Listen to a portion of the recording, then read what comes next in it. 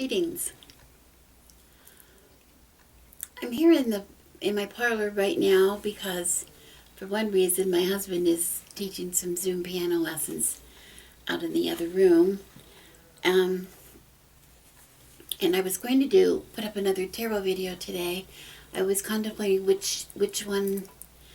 I have a few in the queue, a few ideas that I want to share with you. But I was looking a little bit over my past videos first to see what I've spoken to you about in the last 8 years. I think I've been 8 years here on YouTube. And during that time, I've put up quite a few videos, instructional videos meant to help you learn in your journey, or maybe just share some tarot ideas with some of you who already read tarot.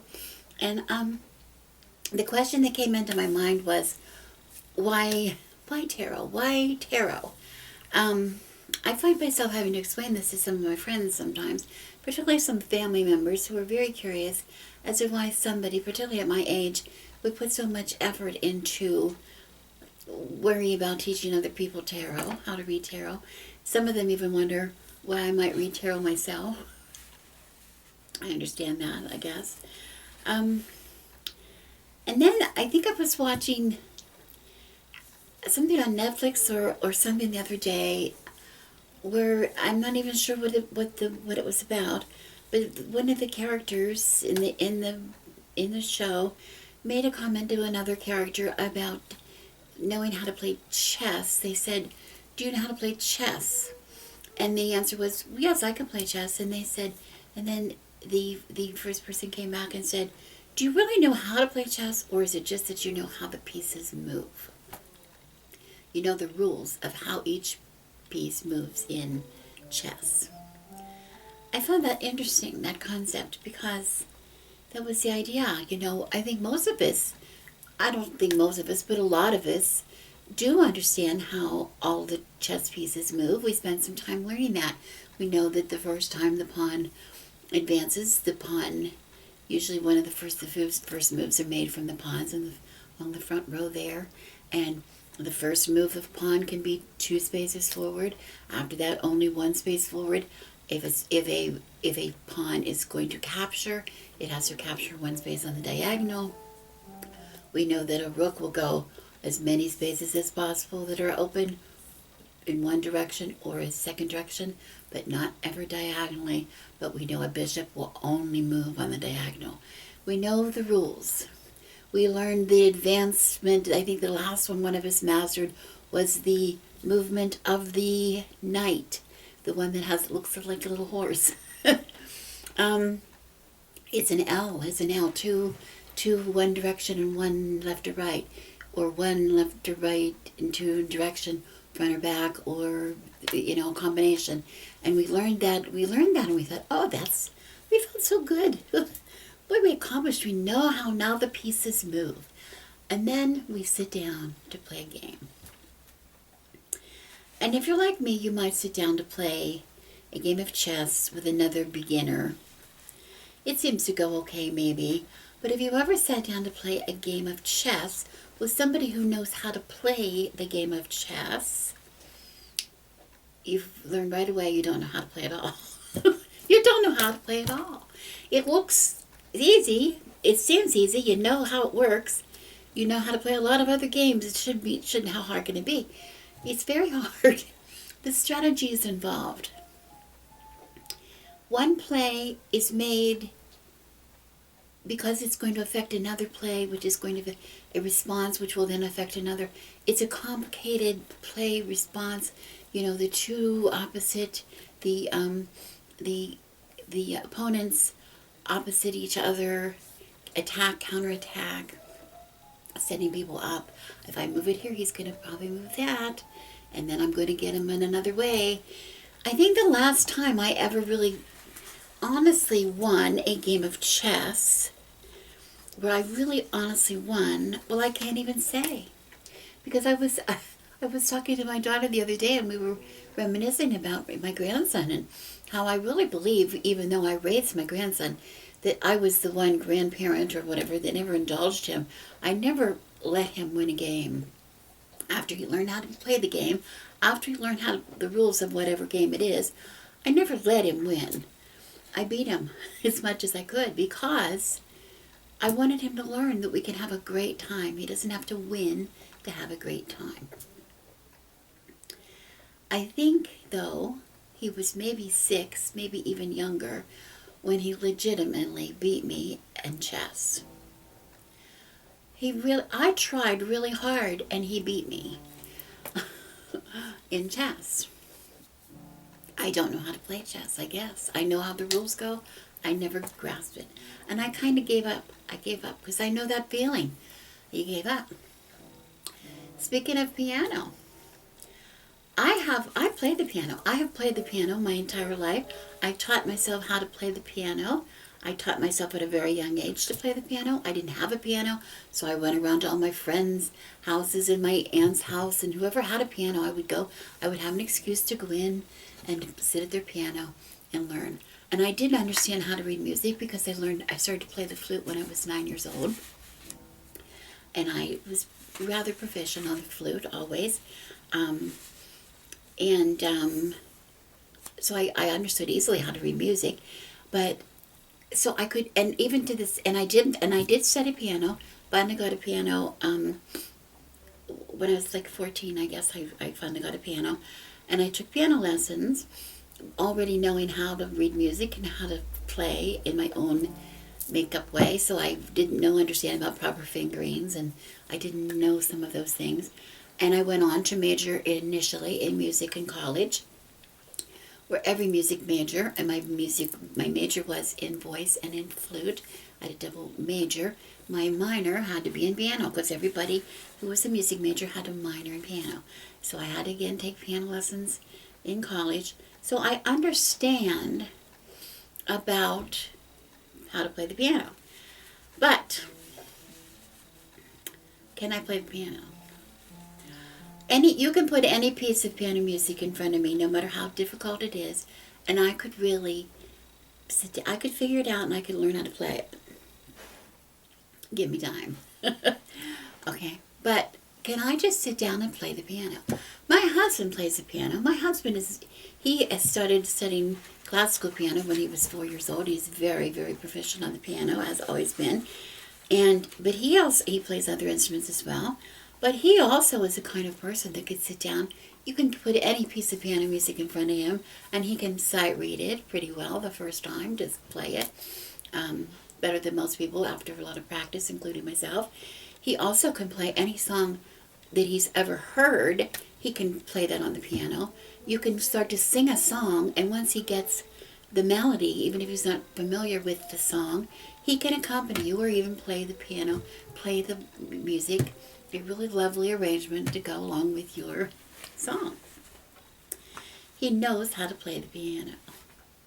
He knows how to play the piano. There's a difference. Why am I talking about this today? I started talking about tarot. Well, I'm still going to talk about tarot. Because as you know, I have been reading tarot since 1971. I think I bought my first deck in 1971. I have read it off and on over the years, not so seriously, but over the last 8 years for sure, since I came onto YouTube, it has been a major part of my life. And in the last, I don't know how many years since, I read professionally, and I also teach tarot. I would consider myself a tarot reader. Where I read tarot in the past, I'm a tarot reader. I'm not a tarot reader like I am a chess player, because I know more than what the cards mean. Yes, I know the meanings of cards, but I also know a little more. Okay, I'm confident to tell you what they mean. I play a little better. I'm a little better at tarot than I am at chess. As far as the piano goes, I'm much more better at tarot than I am at the piano because, well, I could sit against my husband at the piano and he could play and I could play. We could have a real battle of the bands. If you're my age, you remember what the battle of the bands was about. We could have a competition. Hands down, I couldn't even, do the first the first page of a piece of music as well as he can. Hands down, he wins every time. He wins every time. He knows so much more about the piano than I do. Excuse me. I have a candle burning here that I think there's some perfume in it that it's causing me to cough. I'm going to stop a minute and blow out the candle. I'll cut it here. I keep having interruptions. What I'm trying to say is, well, I may say, I know something about chess. I don't know how to play chess like I know how to read the tarot. Because in chess, I might know how the pieces work, but I don't know how to put them together to make a good game, a good competitive game. Tarot, it's about putting the cards together to come up with a reading. It's not enough to just know what the cards mean. You have to know what to do with the meanings. In piano, I know how to read the music. I know how to play the music. But it somehow has gotten to a place in my ability where I can go this far and then I stopped. Why did I stop? How come my husband is here and I stopped here? I'm not sure, because there's a place that we get. I think a lot of us get to that place in our learning, whatever we're trying to learn, whatever kind of skill we learn, and something happens that we just don't take it that step further. I have students that I have been teaching in tarot who have taken my classes over and over several times. I mean, both the beginning and the advanced, the intermediate sessions, and they keep wanting to come back, and they've even said, some of them have even said they would do it again. If I taught it again, if I went back and did those same sessions, they would do it again. And I'm happy to have them, of course. And I do think they learn something new every time they come back. But I'm just always wondering, why is it that they're not going any further? Why do they not ever take it any further? I don't think it's ability. I don't think it's lack of ability. I don't think it's lack of interest. If I compare that to my own piano playing, I have the ability. I'm very musical. I know how to play the flute very well. I'm a singer. I have been a singer in the past when I was younger. I play other instruments. I play, I'm very knowledgeable about music. I've been in troops and bands, all kinds of things. I played keyboards. I played in the 80s. In the 80s, I was in a new wave rock band, and I played 4 keyboards and a bass and an electric guitar, all pretty much at the same time. Not really at the same time, but I played 4 keyboards at the same time. So I know how to play piano. Of course, that was a different kind of music. But as far as the music that I'm really interested in, I'd love to be able to just sit down and play you a tune on the piano. I've never gotten there. And I think that's happens to a lot of people in tarot. I'm taking a long time to get to my point, like I do. But I think that happens to people with tarot. They take tarot and they learn the cards, and they even spend a lot of time finding decks that they resonate with. Oh my goodness, I think this is another thing that triggered this discussion right now is, as I put my Hoipo deck back in the box that I was using yesterday, people that have hundreds and hundreds, literally, of tarot decks in their homes, and they have basically rooms that are full of nothing but tarot cards, and they do very little reading with the cards. They play with them, they look at them, they feel maybe the energies of some of the cards, but they're really not, they wouldn't consider themselves even really tarot readers.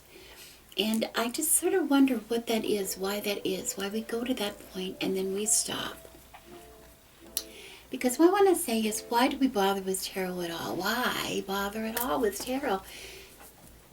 Friends, hear me. Tarot is a tool. Tarot is a tool. It is beautiful. Yes, they're beautiful. And it's a lovely thing for people to collect. There's a lot of beautiful decks. And I understand that. I understand the aesthetics of the decks. I understand the satisfaction of collecting, because I've collected a lot of things in my life. I understand collecting very well. But it seems to be a shame that the tarot is so often going unused. It's not being used with what it could be used for. I was saying earlier in this video, I have quite a few tarot videos up, and most of my videos are not just I think they're what they're called flip throughs or unboxings, where I just show you the card, show you the card, show you the card. Pretty pictures, pretty pictures. I see hundreds and hundreds of people with those channels, and they have thousands and thousands and thousands of subscribers, and hundreds of thousands of views of people just sitting and watching the pretty pictures go past. And I think, well, that's lovely, but what are they going to do with the cards?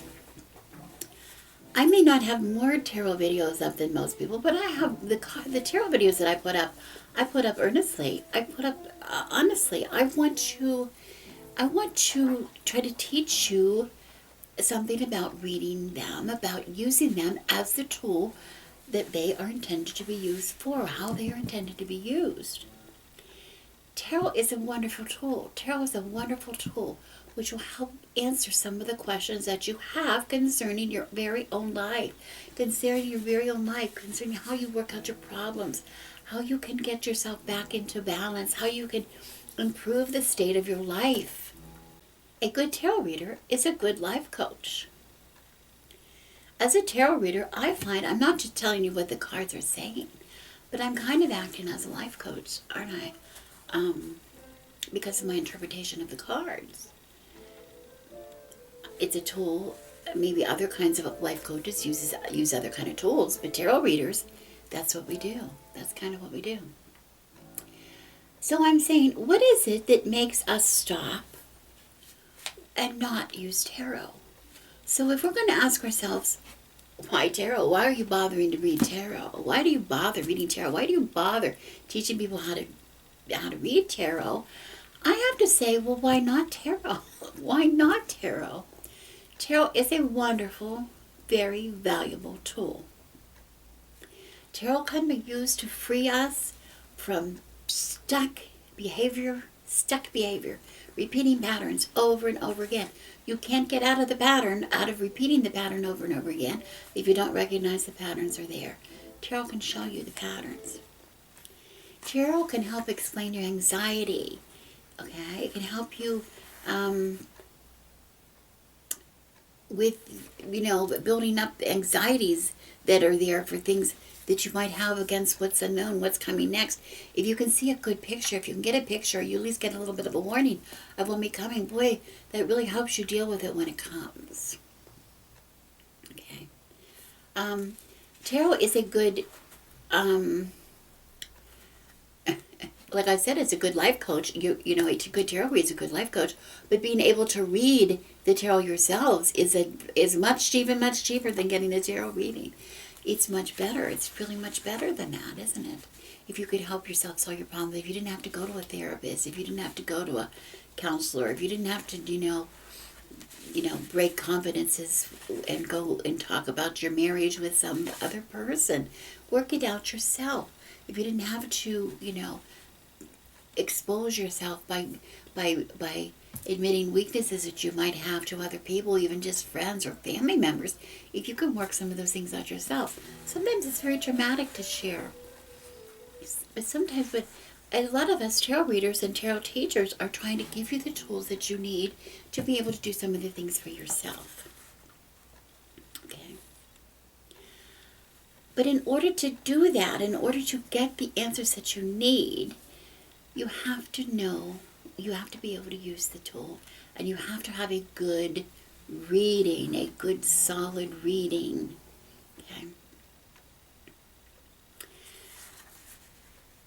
People say a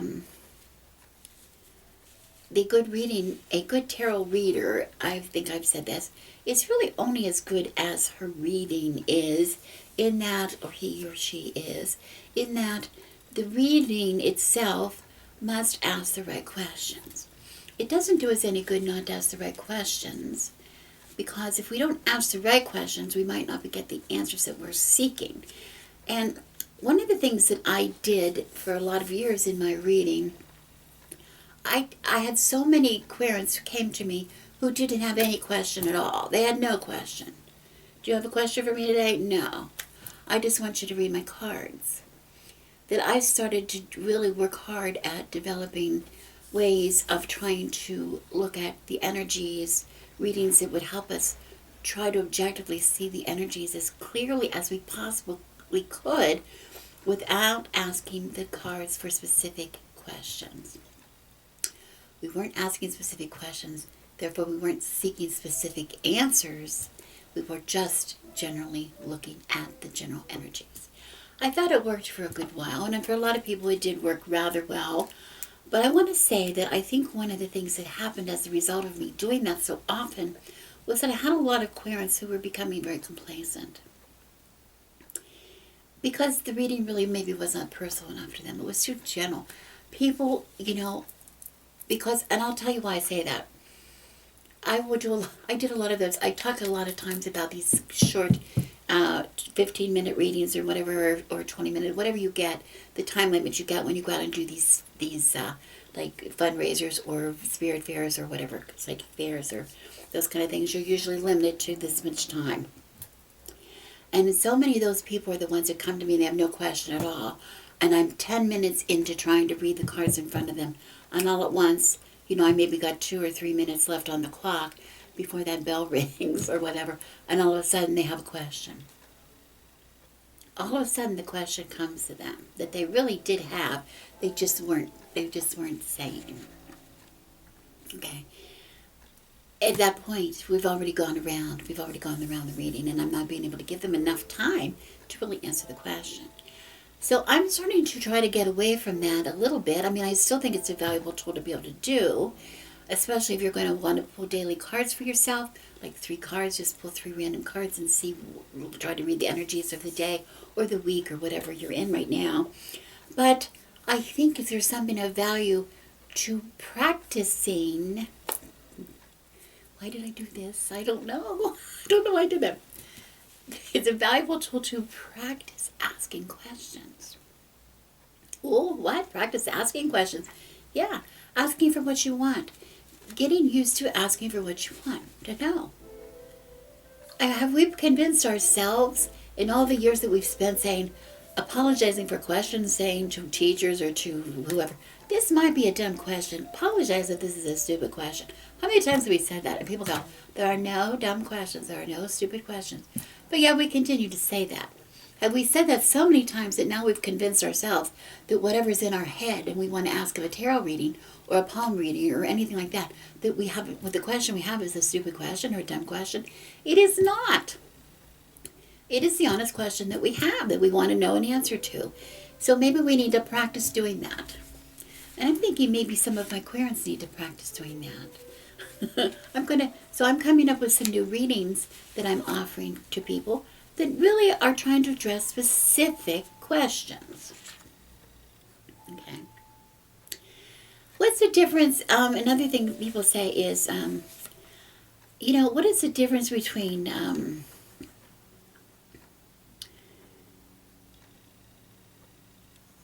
what is the advantage, let's say, between trying to see things in a tarot reading, trying to use forms of divination to find things out? Why can't we just use things to protect ourselves and to, make sure that, bad things aren't going to happen to us or whatever? Or that, some people use prayer or something like prayer to, they're going to pray, please God, please, excuse me, please God, I hope I get this job, please God, let me get this job, I need this job so bad, please God, let me get this job, okay?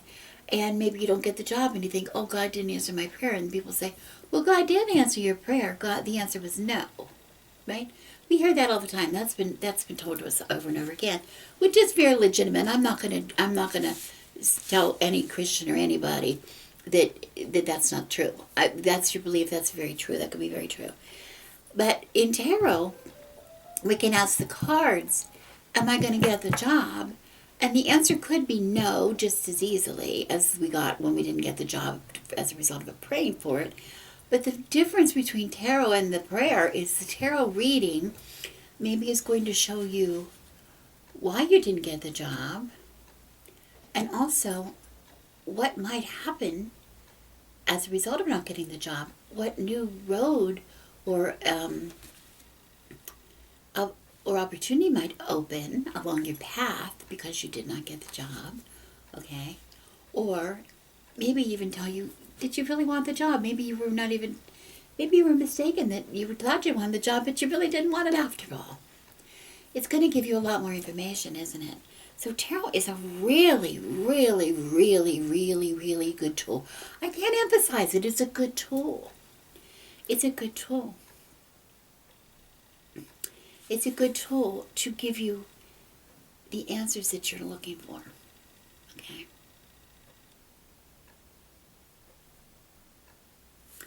So, what I want to say to you today is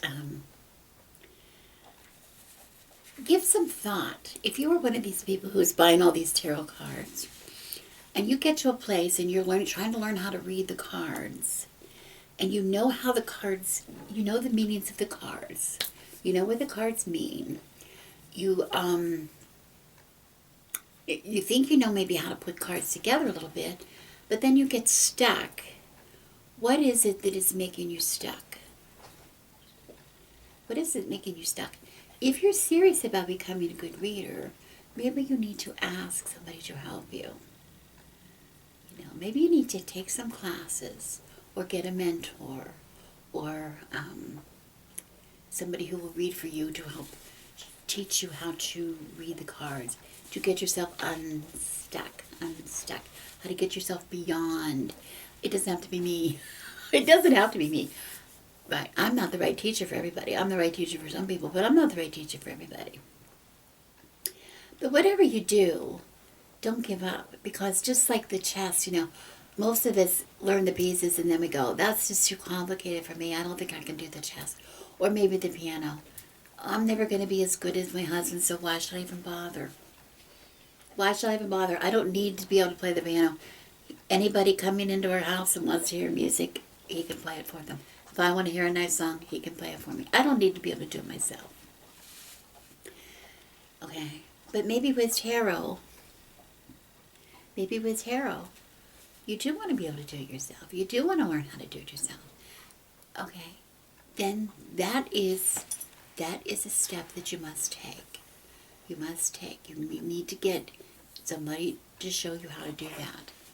If you don't know how. If you don't know how to figure that out yourself, find yourself a good teacher.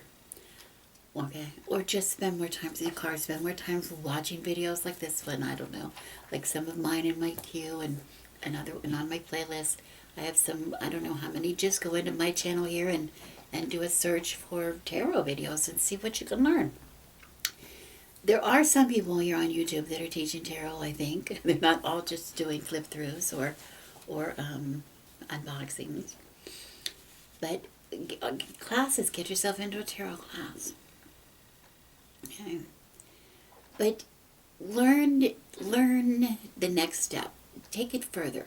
Because just appreciating the deck, knowing how the pieces move, knowing how the cards are read, knowing the meanings of cards, that's not going to be a good divination tool for you, and tarot is a tool. Tarot is meant to be used. It is fun to use. It is really surprisingly accurate tool. It's a very, very, very good friend. It's a good friend to have if you have that relationship with the deck. It won't let you down. It will not let you down. Okay, I'll be back next week with some more readings for you, some more spreads and some more information. And until then, thank you very much for watching me today. I am Rebecca the Good Wife, and I wish you blessings.